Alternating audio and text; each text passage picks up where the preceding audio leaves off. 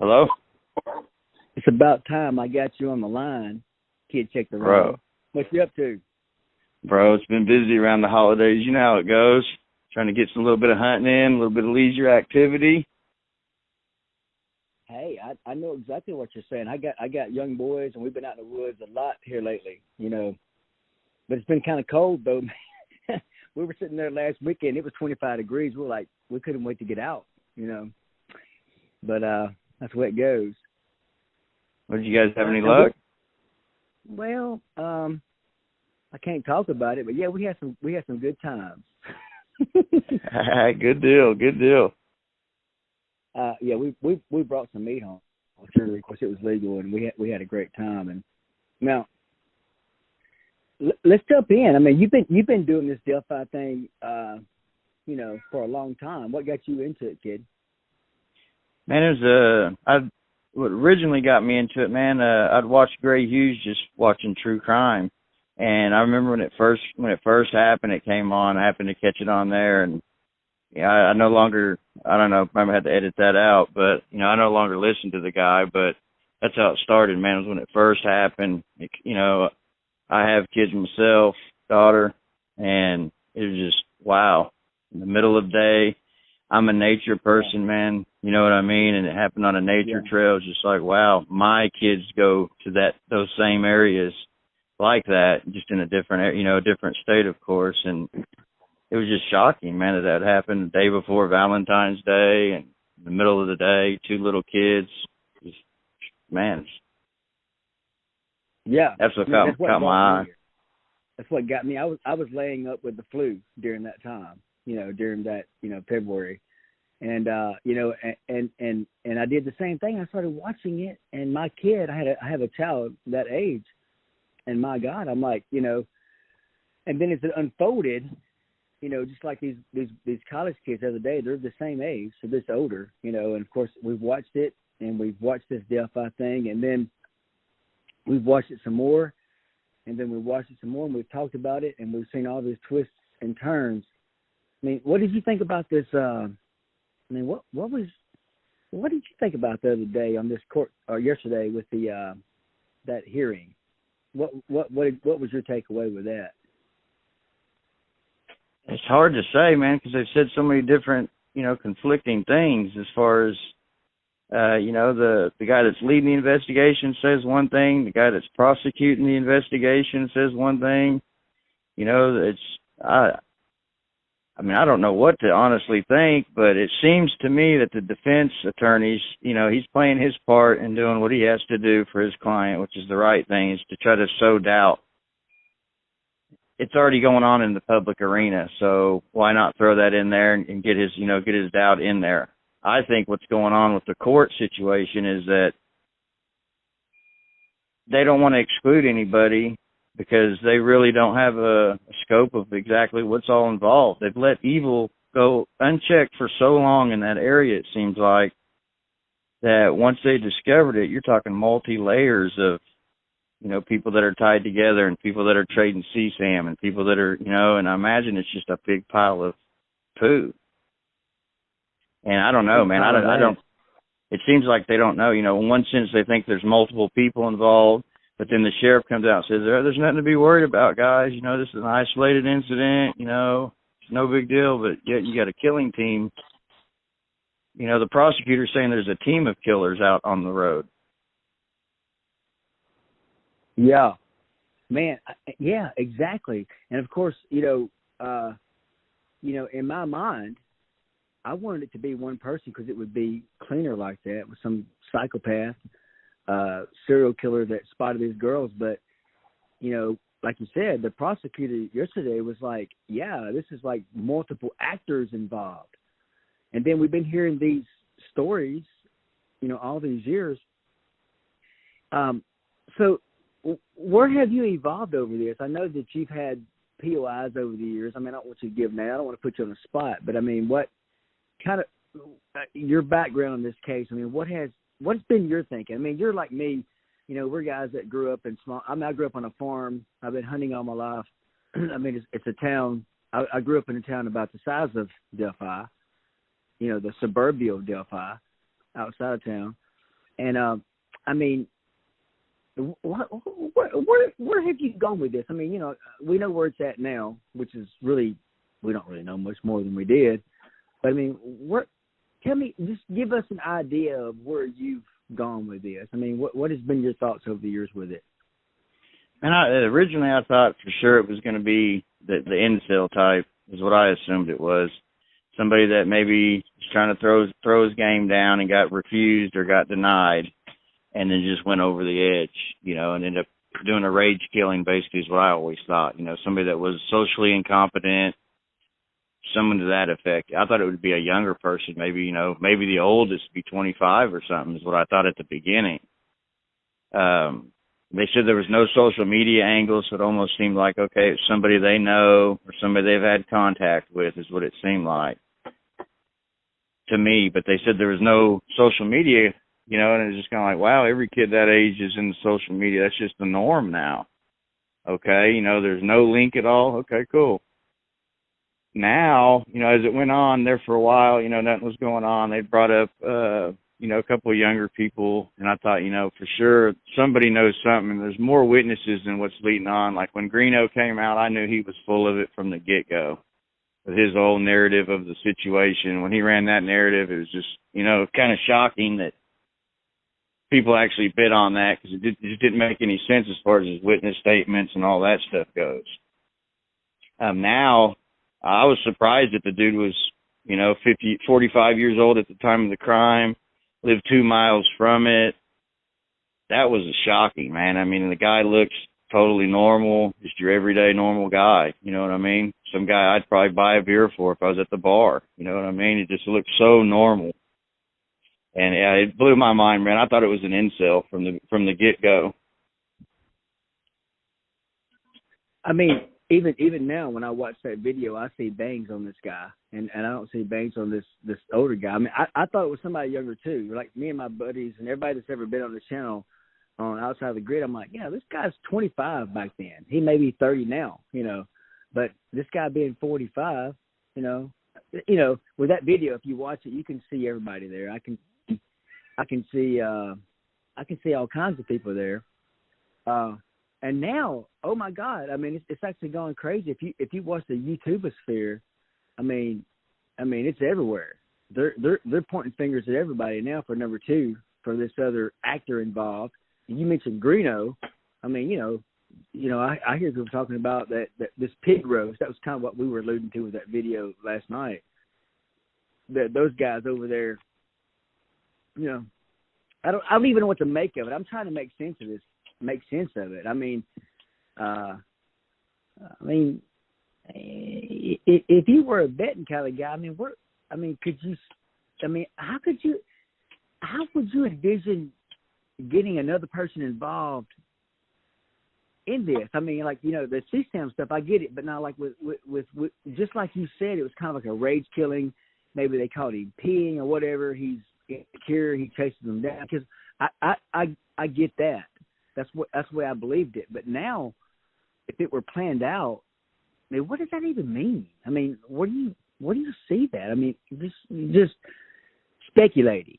What is the prosecutor trying to tell us with what he was trying to tell us yesterday with his little speech? I hope what he's trying to get at is that maybe someone is aware of the crime and didn't report it afterwards. Maybe a close family member or something.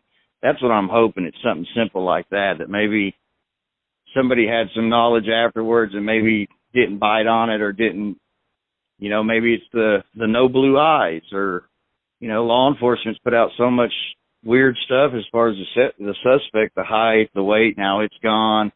Definitely doesn't have blue eyes, but yet Richard Allen has blue eyes. Huh.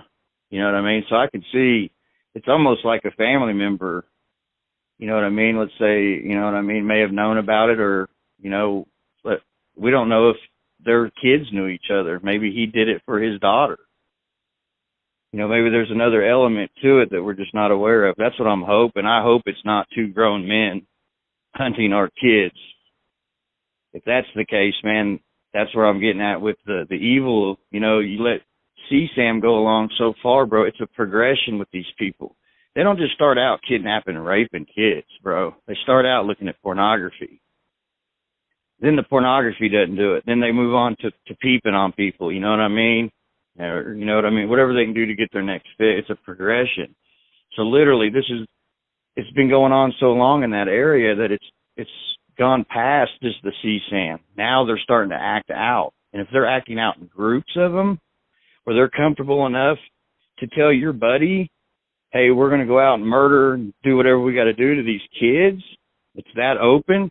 That's what I was saying. The evil has gotten to grow in that community so big and so nasty that's literally except, you know, that's where I hope it's not going. But it seems like, with the way that the prosecutor's talking, the defense attorney, I mean, it seems like that's the case, man. It's like they're more preoccupied with writing tickets and generating revenue than they are protecting their citizens. You know, what you just described is what scares me exactly. That is exactly it. I mean, I can't even comprehend that. I mean, if you're so comfortable that you can go up to another dude, you know, and you can say, hey, we're going to go capture two little girls on a bridge and, you know, make a film and rape them or whatever it is, you know, I'm not trying to monetize. I'm just trying to talk about it. But they, you know, if that's what your plan is and you're open with that, I have a problem with that, dude. I mean, you know, as a father, as a member of society, that's messed up. In fact, that's fucked up is what that is. So yeah, I didn't want it to be that. I wanted it to be some guy who got pissed off and went down a hill. But if they're implying that that's what it is, then I'm like you. They got some problems up there. And like, you know, we were talking the other day, and we were talking about, in my mind, I was thinking, well, the worst it could be that there was 2 or 3 different evils that were chasing these girls down the hill, and they canceled each other out because, you know, one of them attacked and the other was there on the telephone, and they got each other. They took each other out. But then this press conference came along, and, you know, McClellan or whatever his name is was talking about they were working together. I mean, this is a whole other. This is what everybody has been talking about, and what you were just talking about just then. This is a whole other level of evil that fathers like you and I, and there are millions of us out there. This is our worst. This is our worst fear. I mean, if that can run rampant like that, man, we're in trouble. We're in serious trouble. If that's the new norm with it, yeah, they're in serious trouble. And it's, I hate to try to bag, you know, we're not going to bag on just Indiana. It's in other states, but man, I mean, the internet's been around. They've known about cyber crimes. Where I live, they have a cyber crimes unit. You know what I mean? It just seems that Indiana's just, you know, fell behind times. Maybe it's revenue. Maybe, I don't know. But either way, man, it's allowed evil to just thrive. And, you know, it's bad enough if it's 2 characters, like you said, that weren't acting together. And we know that because they told us the first sketch of the old bridge guy, the older-looking guy with the goatee, it was released by ISP, I think, that they had talked to that guy and he was no longer a person of interest. That was released by them, right? And come to find out, they think it was a registered sex offender that was riding a bike. And I get this information, I think, way back in the day, Gray Hughes accidentally released that information. Like somebody told him that and it slipped up. And apparently on some camera somewhere, they caught a guy on a bike riding towards the trailhead, but then the timing of him riding back wouldn't allow him to do the crime, basically. And they come to find out that guy's a sexual predator. Okay, so you got that guy that's there that's a sexual predator. The guy that broke down on the highway that was working for his dad or his father-in-law, he's a sexual predator, and he breaks down, just happens to be right there in that area as well. And then you got, you know, supposedly Richard Allen on the trails with somebody else, bro. That's mind-boggling to think that there's 4 sexual child predators in that small little country area. How does that happen? Yeah. That's disturbing. And of course, we know what Doug Carter has said that communicating, and you didn't even mention Kagan, who is. Yes, sir. Okay, so we got cut off there, but now, right, and just like you said, and I forgot totally about Keegan Klein and him and his internet stalking. So then there's, that's 6 right there that's just wild, man. I mean, how does that? I don't. That's impossible for me to understand. But anyway, so there's a lot of things going on up there, and we don't know how it's going to end up. But I do see this Richard Allen guy. I can see him specifically when he turns his head to spit. I can see his profile there. But I mean, I was hoping that's all that would be. So now, kid, I see you everywhere out there. I mean, you're like on, you're in, you're involved in the dialogue out there, and I think that a lot of us, are very happy to hear your voice finally. Hear what you have to say, and I think that a lot of other people should be speaking, and I appreciate you stepping forth like this, because I mean, it's like it's difficult sometimes to talk about this kind of business because it's just so complicated. And as fathers, we have to talk about it. I feel like we do. But now I know there's got to be something else about it that you've been thinking about.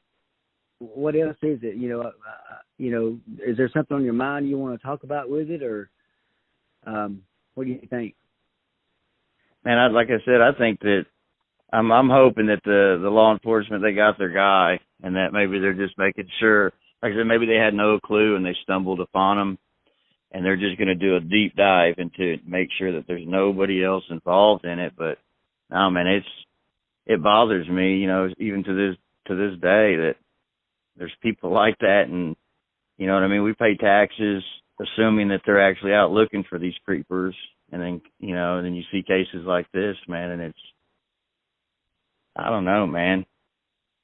Like I said, it's years and years of. I mean, this didn't happen in a couple of years. That's years and years of them, neglecting, issues that's been going on. They just sweep it under the rug. It seems like. I don't know if that's because of the culture there, of the religious, culture they have. Maybe, I don't know, but yeah, it's alarming, man. That's what worries me the most still to this day, is that we're supposed to live in a free and open society, and yet, I understand probable cause got to be sealed, but I mean, come on, guys.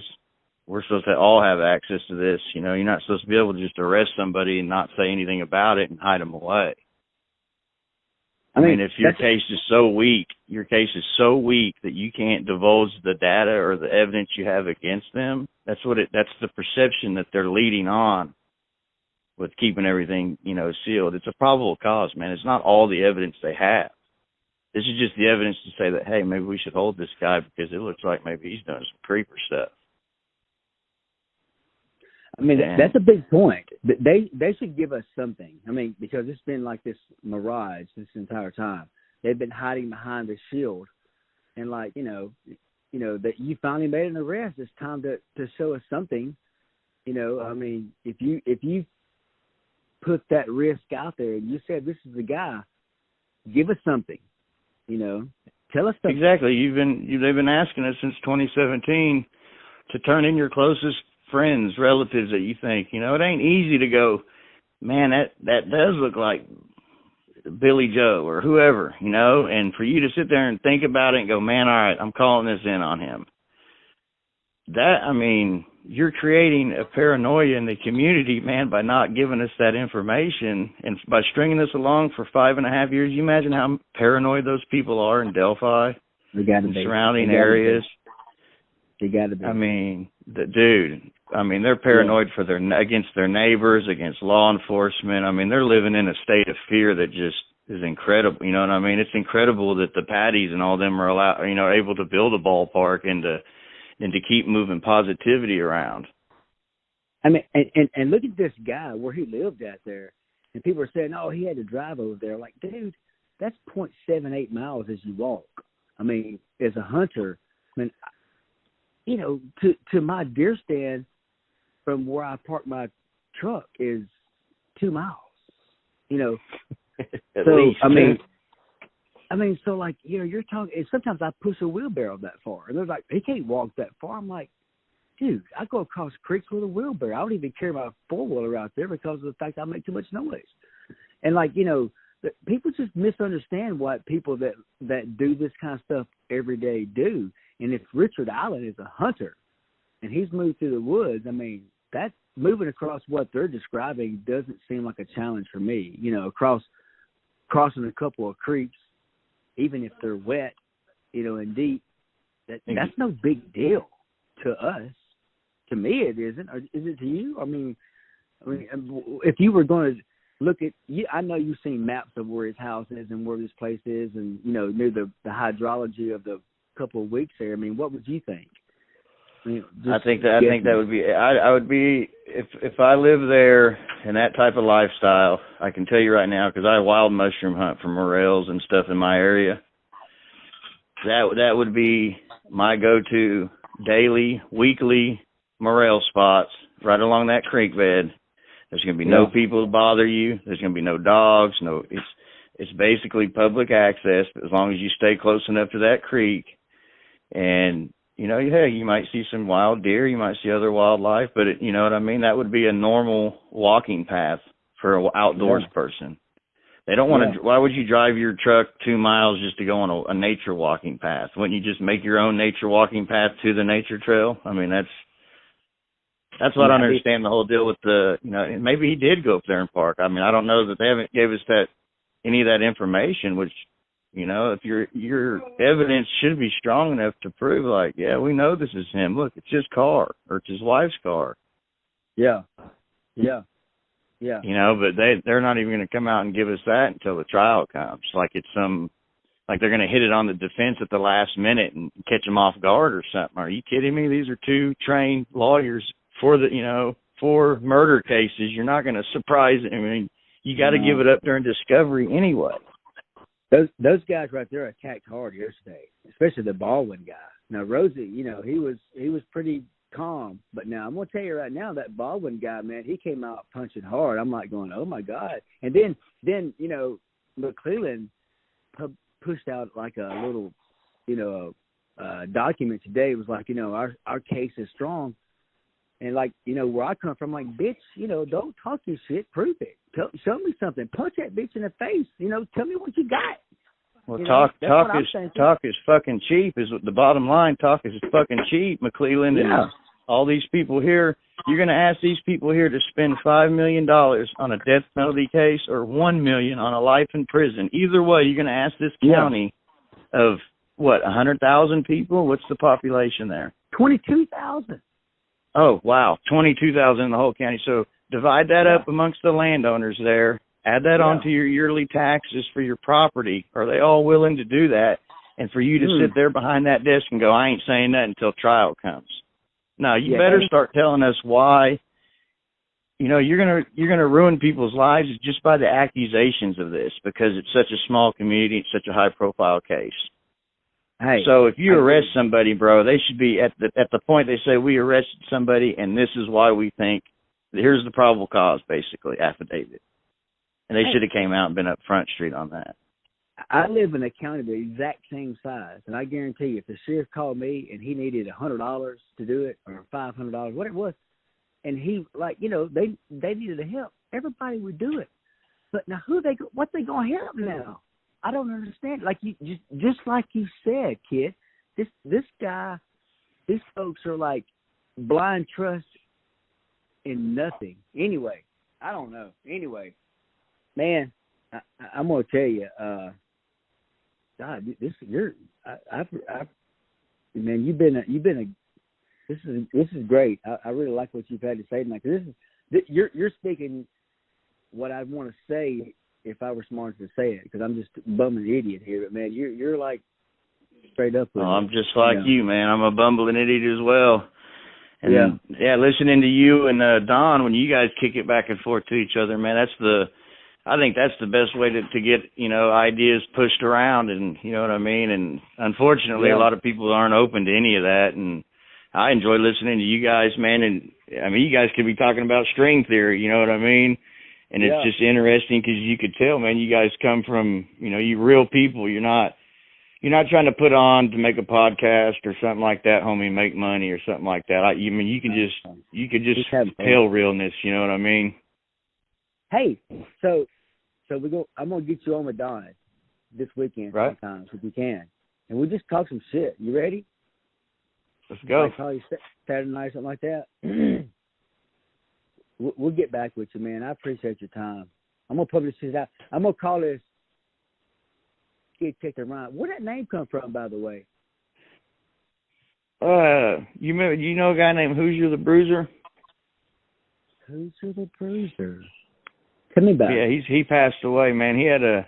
He started up the Delphi deal is what he brought it up. You know, he started up his own channel because it was when the Delphi vortex was really starting to get crazy, man.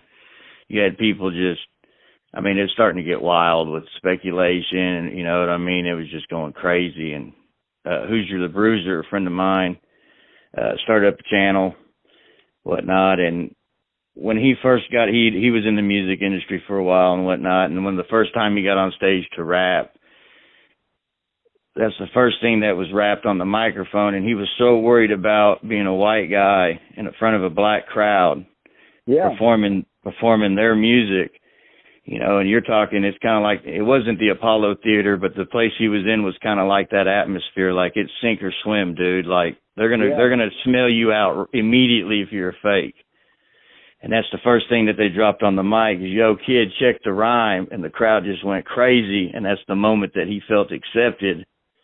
And when I started listening to the Delphi deal, that's basically, he was the first person that I could spit to.